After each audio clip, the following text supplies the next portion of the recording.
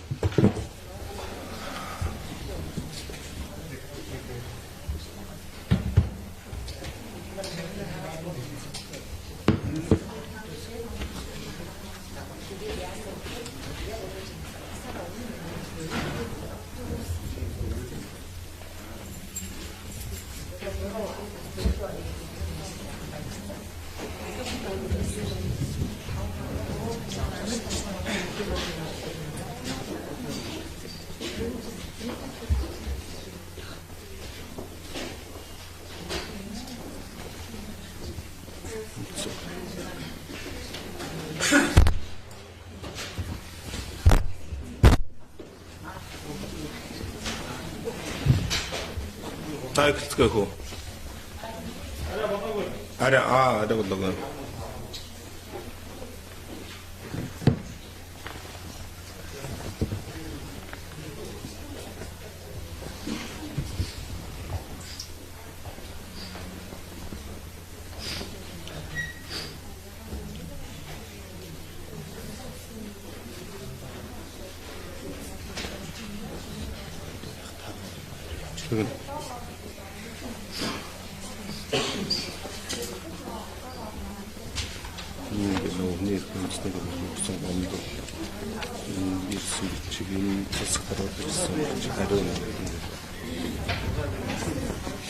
Утснуудаа дуунаг нь яачаа.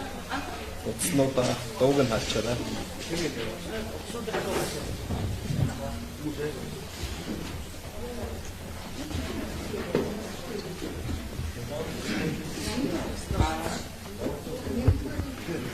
Дуун жаргасан. 1540.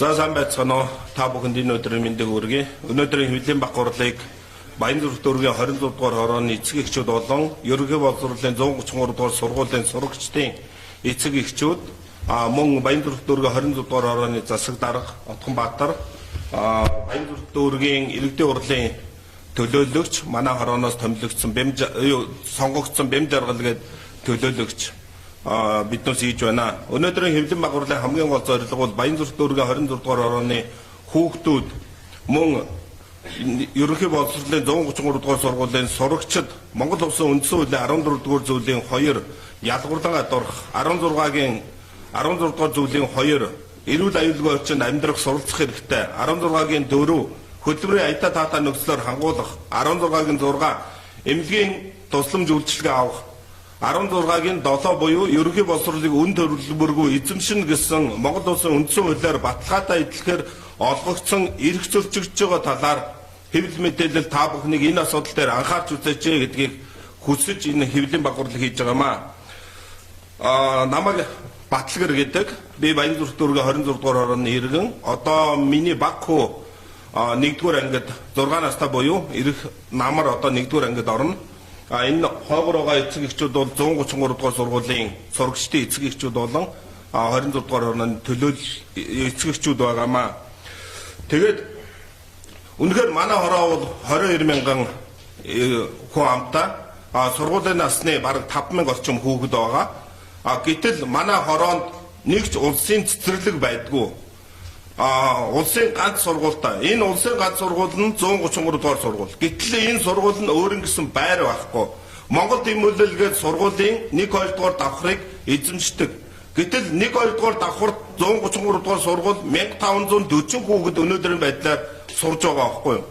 Гэтэл Монгол Тэмүүлэл сургуулгээд тэр олон улсын Кембрижийн стандарттай сургууль болохоор олон улсын стандарт гэдэг нэрийн дор яг адилхан зайтай талбай буюу 133 дугаар сургуулийн эзэмшиж байгаа тийм талбайтай яг адилхан зайд 160 хүүхэд сурж байгаа.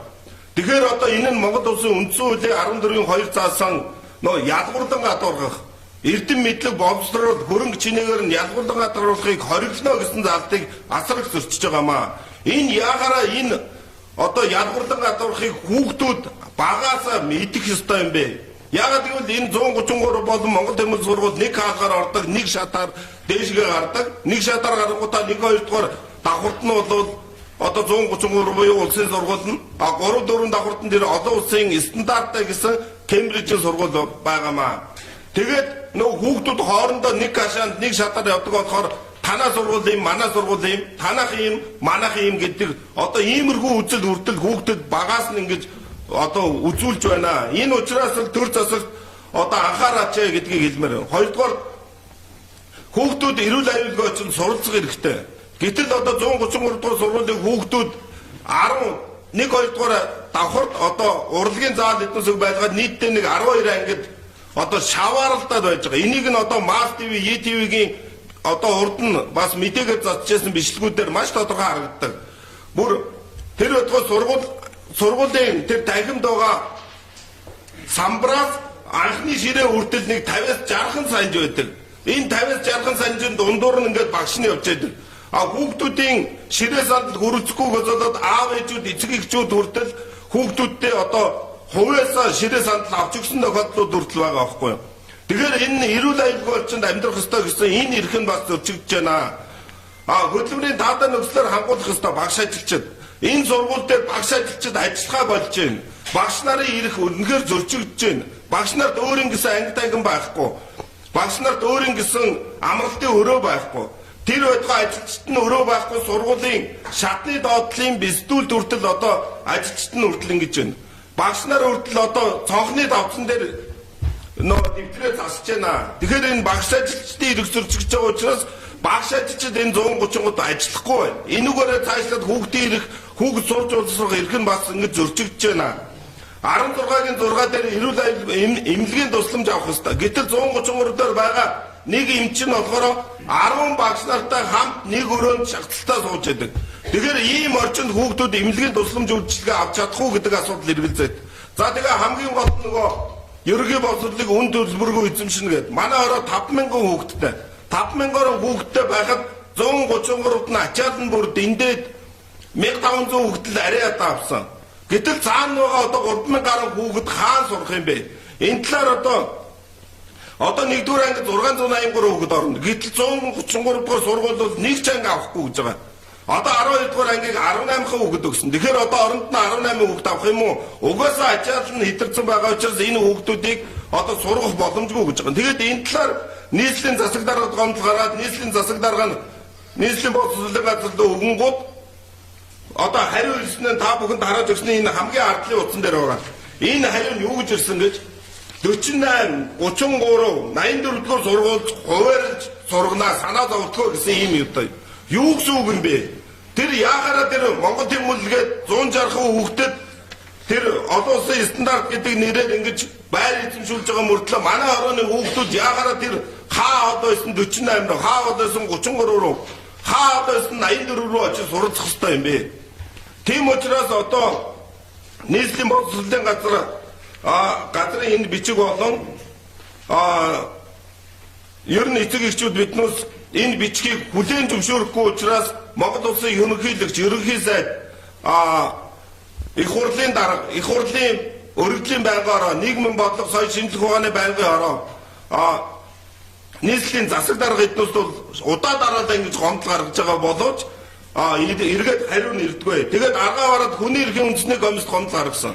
Хүний эрхийн үндэсний комисд бол хуулийн дагуу шалгах үүрэгтэй. Ялангуяа тэр Монгол улсын үндсэн хуулиар баталгаатай эдлэхээр олгогдсон эрх зөрчигдөж байгаа үед хүний эрхийн үндэсний комисд уг нь шалгах ёстой. Гэтэл хүний эрхийн үндэсний комиссоос хүртэл шалгалт хийхгүй очиж тэр газар дээр нь үзэхгүй тэр хүүхдийн эрх зөрчигдөж гэнэ үгүй юу гэдгийг үзэж шалгалгүйгээр энэ одоо нийслэлийн засаг дарга руу болон боловсролын сайд руу ингээд бичиг явуулж байгаа юм.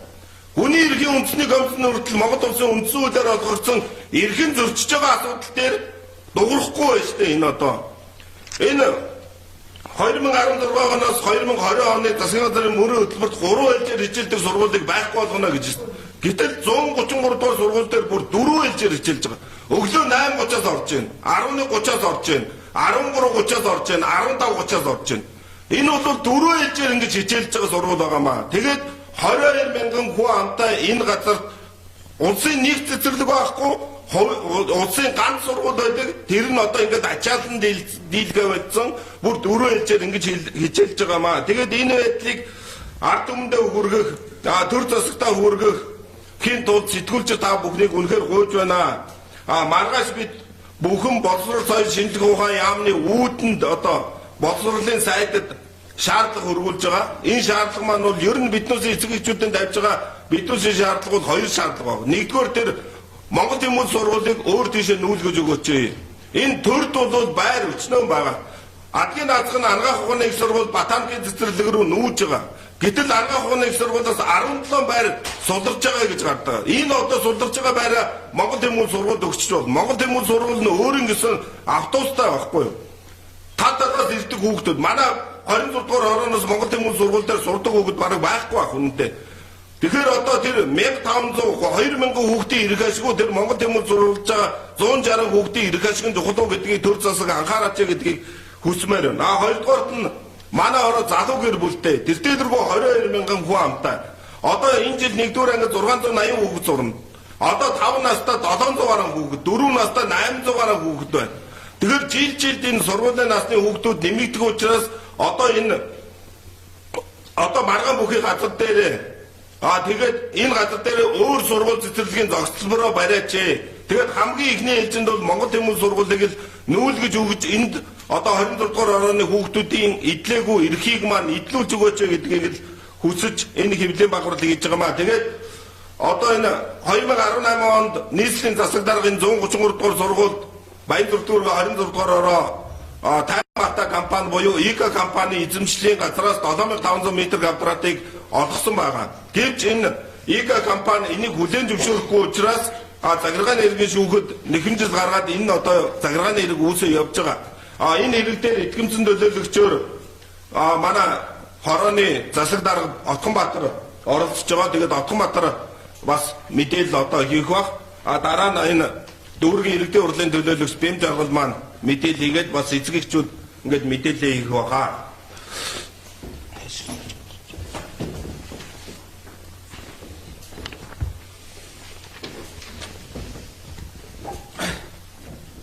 За та бүхэнд өдрийн мэндийг хүргэе. За Баянзүрх дүүргийн 26 дугаар орооны засаг дарга Отгонбаатар гэж юм байна. За манай ороонд хамгийн тулгамж байгаа асуудал бол яалтчгүй сургууль, за мөн цэцэрлэгийн асуудал байна. За Баянзүрх дүүргийн 26 дугаар хороо 2010 онд Баянзүрх дүүргийн 12 дугаар орооноос салж байгуулагдсан. За одоо байгуулагдаад 9 жил болж байгаа маа. За анх байгуулагдахдаа бол 1450 гаруй иргэнттэй байгуулагдчихсэн. За өнөөдөр бол 22,000 гаруй иргэнттэй болсон. Гуамынто 15 дахин өссөн. Анх байгууллагдахдаа хорооны нутаг дэвсгэрт улсын нэгч сургууль байгаагүй, улсын нэгч цэцэрлэг байгаагүй. Өнөөдөр яг хിവэрэ. За энэ бол үнэхээр тулгамдж байна. За тэгээд 6-аас 17 настай энэ хүүхдүүд бол 1600 хүүхэд байгаа. Яг албан ёсны тоогоор. Одоо улам нэмэгдэнэ. Манай хорооны хүн амын тоо өдөр ирэх тусам нэмэгдэж байгаа. Ерөөсөө багасахгүй байгаа. Одоо шинээр ашиглалтанд орж байгаа хороолол татхан байна. Шинээр баригдаж байгаа байрууд байна. Хүн амынтаа улам нэмэгдэнэ. За боловсролын асуудал эргэлсэн төрийн захиргааны төв байгууллага болон нийслэлийн удирдлагууд бас энэ асуудлыг нэн тэргуунд анхааралтай авч энэ сургууль цэцэрлэгийн асуудлыг шийдэж өгөөсэй гэж хүсэж байгаа юм. За Монгол улсын үндсэн хууль болон боловсролын тухай хууль, Багданд боловсролын тухай хууль заагдсан эрхүүд бол зөрчигдөж байна. За тийм учраас эцэг эхчүүдийн төлөөлөл, зөвлөл одоо үнэхээр идэвхтэй ажиллаж байна. За хороонд ирдэг одоо сан төслүүдийн ихэнх нь бол энэ сургууль цэцэрлэгтэй холбоотой байдаг юм аа. За тийм учраас бол хорооны цэцэг даргуулын асуудал дээр анхаарлаа хандуулж эцэг эхтэйгээ нэгдэн нийлж хүүхдүүдийнхээ эрх ашиг сонирхлын төлөө явахгүй бол үнэхээр болохгүй байна. За нийслэлийн цэцэг дарга 2018 оны 8 сард Олимп ботхны дунд 7500 м квадрат газрыг нийслэлийн боловсролын газарт сургуулийн зориулалтаар олгосон. За ингээд Баянзүрх дүүргийн 26 дугаар хорооны 4600 орчим хүүхдүүд одоо шинээр өөрсдийн гэсэн сургуультай болох нэ гэж эцэг эхчүүд бол одоо итгэж найдаж баярлсан. Гэтэл ЭК компаниас манай газрыг одоо манай эзэмшлийн газрыг нийслэлийн цэцэг дарга одоо хууль бусаар ингэж авлаа гэж үзсэн. Буцаагаад шүүхэд гомдол гаргасан. Нийслэлийн цэцэг даргын захирамжийг нийслэлд захиргааны иргэн шүүхээс төтгөлзүүлсэн байж байгаа. 4 сарын 2-нд шүүх хурал товлогдсон байсан. Хойшилсан. 16 товлогдсон, дахиад хойшилсан. Өнөөдөр 4 сарын 30-нд дахиад товлогдсон байсан. Нотлох баримтууд ирсэнгүй гэж дахиад хойшлсон байж байгаа. Хэдий болтлын асуудал ингээ хойшлоод явах вэ? Хизээ энэ газрын асуудал нэг талдаа бол шийдэгдэх вэ? Энэ үнэхээр одоо ойлгомжгүй хэцүү байдалд орчод байна. Улсын төсөвдөр 6.6 тэрбум төгрөг 133 дугаар сургуулийн барилгыг барина гэд тавьсан. Цэцэрлэг дээр бол мөнгө тавигдааг байгаа. Цэцэрлэгийн насны хүүхэд 2600 орчим байдаг 2-5 настай хүүхдүүд. За тэгээд цэцэрлэгүүд энэ жил баригдахгүй юм байна. Ашгүй сургуультай болох нэ гэсэн чинь ингээ асуудал үүсчихсэн. Одоо ингээ шүүхтэлцээ явж байгаа. За энэ асуудлыг даруйхан шийдэгдээсэй гэж нэгдүгээр төсөж байна. Эцэг эхчүүдийнхээ өмнөөс ингээ өнөөдөр хэвлэлийг тандаад мэдээлэл хийж байна. За боловсролын тухай хуульд надтай холбоотой ийм заалт өгдөг. Баг хорооны цэцэг дараах бүрэн эрхийг хэрэгжүүлнэ. 32-ийн 1-1 сургуулийн өмнөх болон суур боловсрол эзэмшүүлэх сургалтад харьяа айл өрхийн хүүхдүүдийг хамруулах эрхтэй гэж заагдагдсан. Гэтэл би 2600 орчим хүүхдээсээ төрийн өмчийн цэцэрлэгт 300 орчим хүүхдээ би хамруулж байна. 2300 гаруй хүүхдээ би цэцэрлэгт хамруулж чадахгүй. Нөөц боломж байхгүй. Хорооныхоо нутаг дэвсгэрт нэг цэцэрлэг байх.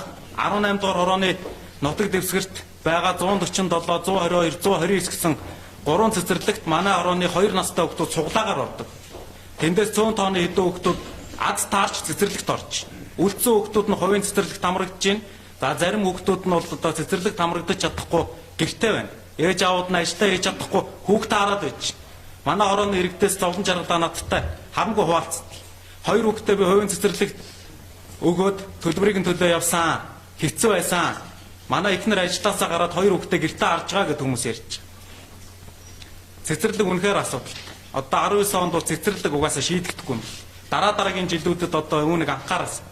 За сургуулийн хувьд эцэг эхчүүд мөн ялгааг хувийн сургууль өгөхөд хэцүү байна, хүндрэлтэй байна. Улсын сургуульд нөхөхээр хүүхд багтахгүй байна. Ингээ бид хүүхдүүдээ ингээ сурч уулзах эрхийг нийлүүлж чадахгүй байна гэж ярьв. Тэгэнгүүт боловсролын тухай хууль заасан нөгөө баг хорооны цэцэг даргын бүрэн эрх байх, ямар ч хэрэгжилт байхгүй, ямар ч эрх мэдэл байх. Хаана оруулах энэ хүүхдүүдээ? За ингээд сургууль цэцэрлэгийн энэ хүүхдүүдийнхээ одоо эрхийг хангаж ажиллаж чадахгүй байна. За мөн боловсролын тухай хуулийн дээр сургалтын үйл ажиллагааг хэвийн явуулах, нөхцөл болцоогоор хангуулах эрхтэй багш нарын эрх зөрчигдөж байна, чадахгүй байна. Суралцагчдын эрх үүрэг дотор байж байгаа 45-1 дээр суралцах нөхцөл болцоогоор хангуулах хэрэгтэй. Хүүхдүүд чадахгүй байна. За ингээд энэ хүүхдүүдийн сурч уулзах эрхийн асуудал бол үнэхээр хэцүү байна. За өнөөдөр нийслэлийн боловсролын газраас бас мэдээлэл авсан байгаа. За төрийн өмчийн сургууль нийслэл 137 байдаг юм байна. Нийслэл 152 хороо. За 137 сургууль бол бараг зарим хороонд 2-оор байгаа. Сургуулгүй хороо цөөхөн байна. 26 дугаар хороо 22,000 гаруй иргэнтэй мөртлөө сургуулгүй байна. Үүнийг даруйхан шийдэж өгөөч. Нийслэлийн хэмжээнд 237 төрийн өмчийн цэцэрлэг байдаг юм байна. За зарим хороонд одоо 2-3 цэцэрлэг байх шиг байна. Гэтэл 2500-600 хүүхэдтэй хороонд яахаараа нэг ч цэцэрлэг байдгүй юм бэ? Улсын төсөв дээр яахаараа нэг ч төгрөг тавигдахгүй өдий хүрдэг юм бэ?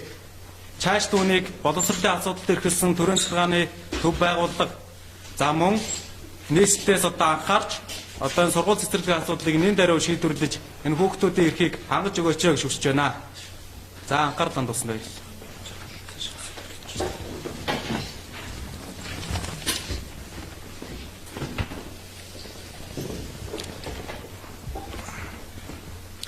За сайн байна уу, та бүхэнд энэ өдрийн мэндийг хүргэе. За би Баянзүрх дүүргийн иргэдийн хурлын төлөөлөгч Монгол Ардын намаас сонгогдсон Бям Жаргал гэж юм байна. За тэгээд Бям Жаргал. За Баянзүрх дүүргийн хувьд бол одоо нийтдээ 3 ээлжээр хичээлж байгаа 8 сургууль байна. Тэрний нэг нь одоо 133 дугаар сургууль байна.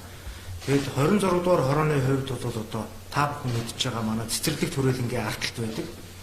Тэгээд цэцэрлэг төрөлнгийн ардталт Дөнжин гар худалдааны төвөөс цаашаа амгалан хүртэл одоо өргөө уудам газар нутагтай.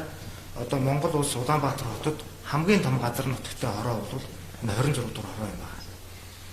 Тэгээд яагаад ингэ сургууль цэцэрлэг барих гэхээр ингээ газар олддог юм бэ гэхээр ерөнхийдөө нэг хүний мэдлэлд байдаг. Асар өндөр үнээр зарагддаг. Тэгээ одоо сургууль барих гэхээр газар байдаггүй. За томоохон хэмжээний хотхонууд бол анх нийслэлийн ерөнхий төлөвлөгөөнөөс зөвшөөрлөө авахдаа сургууль барин цэцэрлэг барина гэдэг архитектур төлөвлөлтийн даалгавар дээр бичүүлж авдаг мөртлөө тэр үүргээ биелүүлдэггүй дандаа шигүү тийм хотхон барьсны улмаас одоо өнөөдөр хүртэл ингээд сургууль цэцэрлэгийн асуудал шийдэгдэхгүй яваад байгаа маа. За 2018 онд бол 2018 онд улсын төсөвт 6.6 тэрбум төгрөгийг одоо 920 хүүхдийн суудалтай сургууль барина гэдэг ингээд одоо хөрсөхийн засгийн газар шийдвэрлээд мөнгөний төсөвт тавьдсан боловч газрын асуудал шийдэж чадахгүйгээр одоо өнөөдрийг хүрлээ. Тэгэхээр энэ Тайган Малтай гэдэг компани бол архитектур төлөвлөлтийн даалгавар анх авахдаа бол хүүхд цэцэрлэг сургуулийн одоо тийм комплекс барина гэж авсан мөртлөө өнөөдрийг хүртэл тэрийг хэрэгжүүлээгүй болмаас тухайн газрыг бол нийслэлийн засаг даргаас цуцалж одоо сургууль барих юм боломжтой газраа гэж одоо нийслэлийн боловсролын газарт өгсөн боловч одоо түрүүний миний хэлдгээр шүүх хурал ингээд удаа дараа хойштоод одоо ямар шалтгаанаар тэр шүүх хурал хойштоод ингээд газрын асуудлыг шийдэхгүй байгаа нь бол ойлгомжгүй байдалтай өнөөдрийг хүрч байна. Тэр бол бид нар энэ холбогдох албаны хүмүүст бас тодорхой хэдэн саналуудыг таммаар байна. Нэгдүгээрт нь тэр Монгол тэмүүлэлт гэдэг ингээд лаборатори сургууль цөөхөн хүмүүсийн одоо зорилттой бүлэгт хийж байгаа тэр сургуулийг тодорхой хугацаагаар одоо сургууль баригдтал өөр тийш нь нүүлгэж одоо энэ 26 дугаар хорооны хүүхдүүдийн асуудлыг яаралтай шийдэх. Хоёрдугаарт нь одоо тэр шүүх хурлыг одоо яаралтай зохион байгуулж Баянзүрх дүүргтэр одоо улсын төсөв тавигдсан тэр сургуулийг одоо яаралтай барих асуудлыг шийдвэрлэх. Нэгээр зогсохгүй одоо цааш цэцэрлэг барих гэдэг юм уу? Цаашдаа энэ хороох хуваах гэдэг юм уу? Иймэрхүү асуудлууд байгаа. Тийм учраас нийслэлийн засаг дарга одоо энэ шүүх хурал дээр дэмжлэг үзүүлж одоо энэ газрын асуудлыг яаралтай шийдвэрлэж өгөөж за боловсролын сайд холбогдох одоо нийслэлийн боловсролын газрын дарга нар маань одоо тэр сургуулийг Монгол тэмүүлэлт сургуулийг одоо бас тодорхой хугацаагаар нүүлгэн шилжүүлж энэ 26 дугаар хороон дээр байгаа энэ эрхэм зөрчигчдүүд байгаа энэ хүүхд багчуудын асуудлыг одоо шийдэж өгөөч гэж бидний зүгээс хүсэж байна. Баярлалаа. 26 дугаар хорооноос улсын хурлд Монгол Ардын намын гишүүн Жаданбаагийн инх хоёр гээд гишүүн сонгогдсон байгаа. Инх хоёр гишүүн маань ерөнхийдөө бол өөрийн сонгогдсон тойргууд дээр бол улсын төсөвт маш олон сургууль цэцэрлэгүүдийг суулгасан. Энэний нэг нь бол энэ 6.6 тэрбумын улсын төсөвт суулгацсан байгаа. Энэ бол өнгөрсөн 18 онд ажил нь эхлээд 1 тэрбум төгрөг тавигдсан боловч газрын маргаантай асуудлаас болоод ингээд төр хойшлчод байгаа. За цэцэрлэгийн төсөв бол бас 24 дугаар хороон дээр тавигдсан байгаа боловч одоо бас худалдаж авах гэдэг юм уу? Иймэрхүү талын асуудлууд бол яригдж байгаа.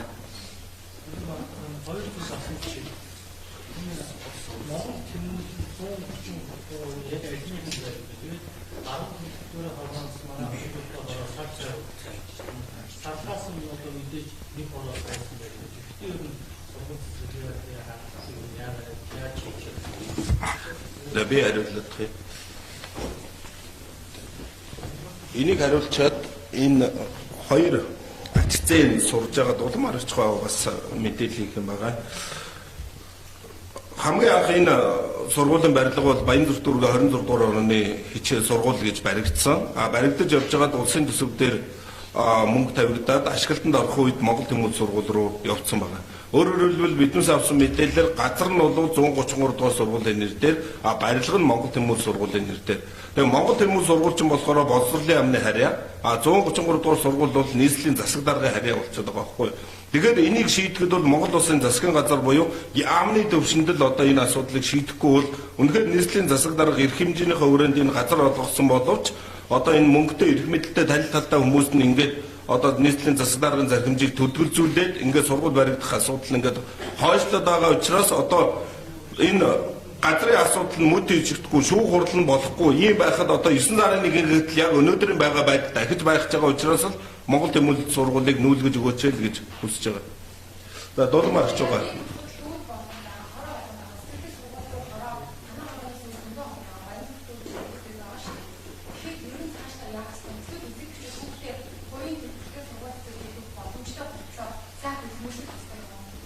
Одоо тэрний жишээ бол би байна. Би одоо 3 охинтой 1 хүүтэй. 3 охиноо би дандаа хоёр сургууль сургасан. Одоо сурч байгаа. Хүүгээ би одоо улсын сургуульд оруулах гэсэн чинь танаа хүүхдийг авах боломжгүй гэсэн учраас аргагүй ихэнд энэ ирэх ашигман зөрчилдөд ингэж явж байгаа байхгүй. Улсад сая хэлж байна. Баянзүрх дүүргэд 8 3 дугаар 3 хэлжээр хичээлж байгаа. Гэтэл энэ 133 бүр 4 хэлжээр хичээлж байгаа. Би 4 цагуудыг хэлсэн. Тэ 8:30 11:30 15:30 13:30 гэдэг энэ 4 хэлжээр хичээлж байхад цаашаа мэдээлэлээ бол 3 хэлжээр хичээлж байгаа гэж ингэж яваа. Манайх шиг ингэж хотын төвд байрлаж байгаа энэ их хүн амтай 22,000 хүн амтай гэдэг чинь одоо Сүхбаатар дүүрэг Чингэлтэй дүүргийг бол бараг л 4/1 шүү дээ. Баянзүрх дүүргийн хүртэл одоо бараг 7-8% нь хүн амын нийт хүн амын 7-8% нь зөвхөн манай оронд байгаа байхгүй. Гэтэл энэ хотын төвийн одоо тэгээд манай хорон чи гэр оролцол байдгүй. Тийм учраас одоо төр засгаас одоо боломжтой гэдэг юм уу одоо ямар утга учраар ингэж ядуурлан гадуурхаад байгаа гэдээ ойлгохгүй байгаа байхгүй. За дулмаар хийж байгаа мэдээлэл. Энэ ийшээ сууж байгаа байхгүй.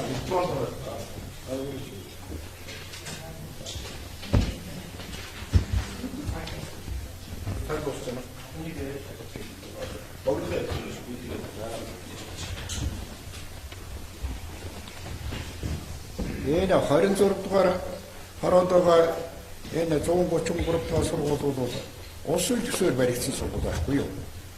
Өөр тийм 26 дугаар хороонд байгаа 133 дугаар сургууль бол улсын төсвөөр баригдсан юм. Би энийг яагаад мэдэж нэгтэр чинь 2016-2017 оны төсөв тусгахдаа тэгээ 3.5 тэрбум төгрөг тусгагдсан бүр төрийн мэдээ сэтгүүл дээр гарч ирсэн.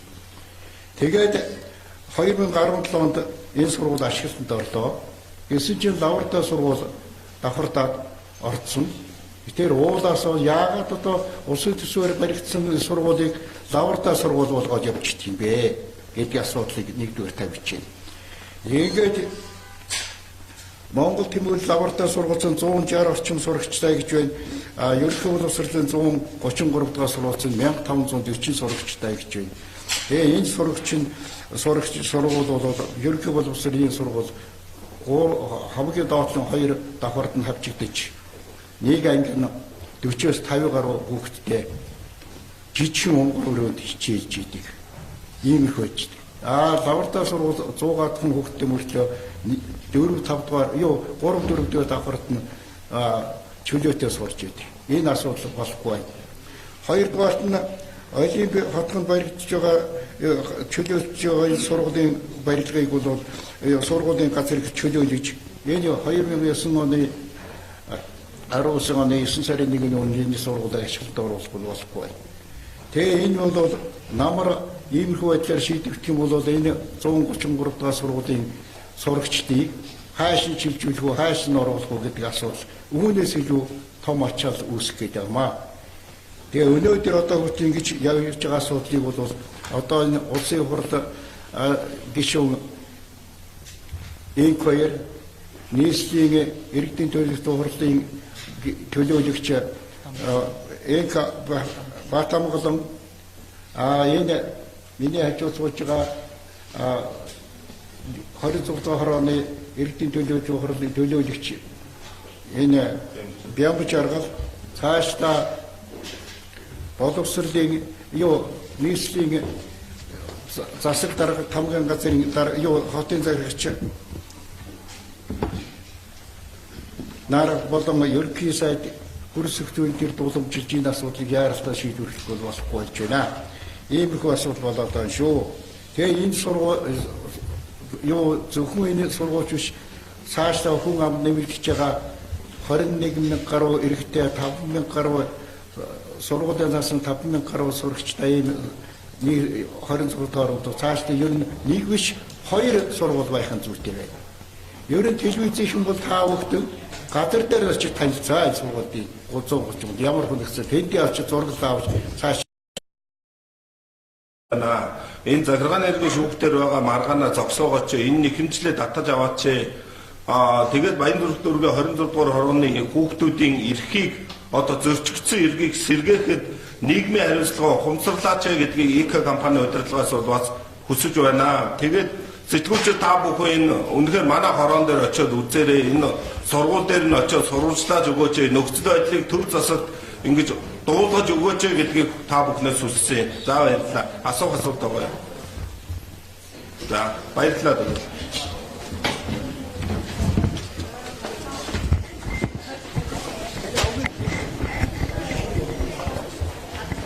За зөвхөн бид Монгол Ньюс мэдээллийн төвөөс Баянзүрх дүүргийн 26 дугаар хорооны 133 дугаар сургуулийн эцэгчүүдийн зөвлөлийн хийсэн мэдээллээс шууд амжуултыг хүргэлээ. За тэгэхээр энэхүү дүүрэгт одоо Баянзүрх дүүргийн 26 дугаар хороонд бол сургуулийн насны 5,000 орчим хүүхэд байдаг. За гэтэл бол улсын нэг сургууль буюу 133 дугаар сургууль байдаг. За энэхүү 133 дугаар сургууль нь бол Монгол Тэмүүлэл лаборатори сургуулийн 1-2 дугаар давхарт байрладаг. Одоогоор бол 1500 орчим сурагчид бол сурж байгаа 4 ээлжээр суралцдаг. За тухайлбал 8:30, 11:30, 13:30, 15:30 гэсэн цагуудад бол 4 ээлжээр хичээлж байгаа сурагч багш нарын одоо ирэх бол маш ноцтой зөрчигдөж байгаа талаар бол эцэг эхчүүдийн төлөөлөл хэллээ. За тэгээд Монгол Тэмүүлэл лаборатори сургуулийн тухайд бол 3-4-р давхартаа бол хичээлээ явуулдаг. 160 гаруй хүүхэдтэй гэж одоо мэдээллийг өгч байна. За тэгэхээр эцэг эхчүүдийн хүсэж байгаа зүйл бол Монгол Тэмүүлэл лаборатори сургуулийг нүүлгэж одоо эрхэн зөрчигдөж байгаа одоо эдгээр хүүхдүүдийн одоо сурч боловсрох эрхийг хангаж өгөөч гэсэн ийм мэдээллийг бидэнд өглөө. За эдгээр одоо 133 дугаар сургуулийн эцэг эхчүүд бол маргааш буюу 5 дугаар сарын 1-ний өдөр боловсрол соёл шинжлэх ухаан спортын яамны гадна 10-аас 15 цагийн хооронд л жагсаал зохион байгуулах талаараас мөн мэдээлсэн байгаа. Үзэгч та бүхэнд Монгол Ньюс мэдээллийн төвөөс Mass телевиз шууд амжуултыг хүргэлээ. Үргэлжлүүлэн та бүхэн Mass News мэдээллийн хөтөлбөртэй хамт байна уу?